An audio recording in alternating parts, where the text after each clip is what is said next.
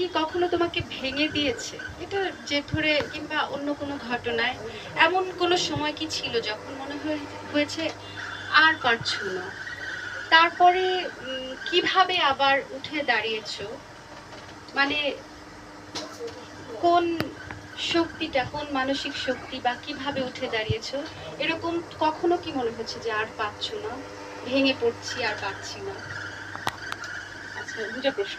প্রথমে হচ্ছে প্রথমটা হচ্ছে যে কি জানি প্রশ্নের প্রথমটা?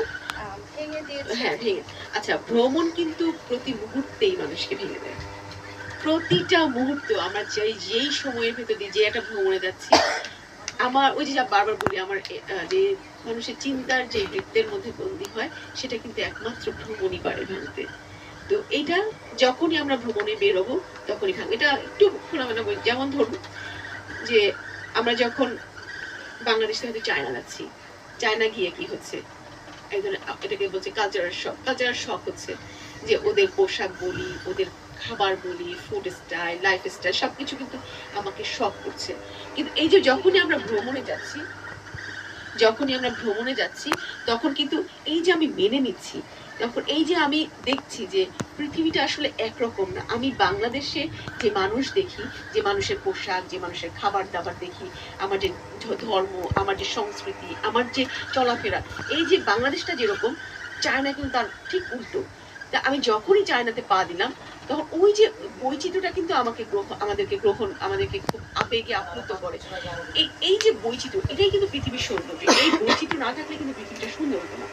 তো আমরা যখনই রিসিভ করছি তখন কিন্তু আমার কালচারাল শকের জায়গাটা ভেঙে যাচ্ছে। তাহলে আমি যদি আজকে বাংলাদেশেই থাকতাম, এখানে থাকতাম, আমরা কিন্তু ওইটা ভাঙতো না। তো ট্রাভেলিং বা এই যে ভ্রমণ আমাদের কিন্তু এই জায়গাগুলো, মনস্তাত্ত্বিক যে জায়গাগুলো ভেঙে ভেঙে আমাকে একজন পরিপক্ক পরিপূর্ণ মানুষের তৈরি করে। আর ২ নম্বর কথা হচ্ছে যে প্রশ্নটা কি সময় ছিল যেটা, হ্যাঁ, নিজে ভেঙে পড়া, আর পারছি না, এইটা তো প্রতি মুহূর্তেই। আমরা পাহাড়ে এটা খুব স্বাভাবিক বিষয়, পাহাড়ে খুবই স্বাভাবিক এটা। বিশেষ করে আমার ক্ষেত্রে আমার মনে হয়, আমরা তো আসলে আমাদের ফুসফুসটা এতটুকু, এই ফুসফুসে পাহাড়ের যেই অল্প অক্সিজেন, সেটা নিজেকে তৈরি করতে খুবই কষ্ট হয়। তো ওই মুহূর্তগুলো মনে হয় খুব যে আর পারছি না, আর হবে না, ওটা একটা আছে। তখন একটা চ্যালেঞ্জ আছে। আরেকটা চ্যালেঞ্জ আছে আমাদের এই পাহাড়ে যাওয়ার আগে, পাহাড়ে যাওয়ার জন্য যে চ্যালেঞ্জটা অতিক্রম করতে হয়, যে সব কিছু অ্যারেঞ্জ করা, ম্যানেজ করা। আর আমাদের সবচাইতে বড় পাহাড়ে যাওয়ার জন্য একটা চ্যালেঞ্জ হচ্ছে পয়সা জোগাড় করা। তো ওই পয়সা জোগাড় করতে গিয়ে মনে হয় যে আর পারবো না, মনে হয়।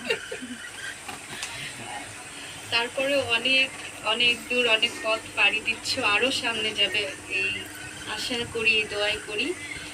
এই যে অভিজ্ঞতা, তারপরে দৃষ্টিভঙ্গি, গভীরতা, বয়সের সাথে সাথে সেটা আরো পরিপক্ক হয়েছে।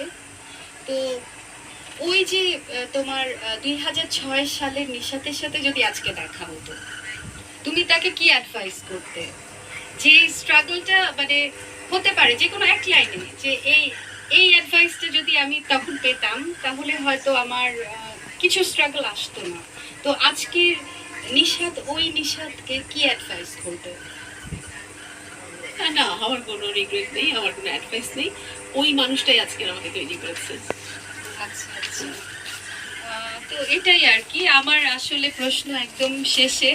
তারপরেও বলবো যে অনেকেই তো জানতে চাইবে অনেক কিছু, কিন্তু যদি কোনো মেয়েকে তুমি তুমি অ্যাডভাইস করতে চাও এখন, যে এক লাইনে, যে তারা স্বপ্ন ধরে এগোতে চায় কিংবা তারা প্রকৃতির কাছাকাছি যেতে চায়, তাদের প্রতি তোমার কি বলার আছে? কিছু বলার নেই, বেরিয়ে যেতে হবে, করতে হবে, করে ফেলতে হবে। যারা আপনার সাথে ৬,০০০ মিটার একটা পাহাড়ে যান, তাদের অনেকেও কেউ এত উঁচু পাহাড়ে ওঠেন, তাদের জন্য বলেন প্রিপেয়ার্ড হবে কি করে? প্রিপেয়ার ওরা হয়েই গেছে। উনি যখন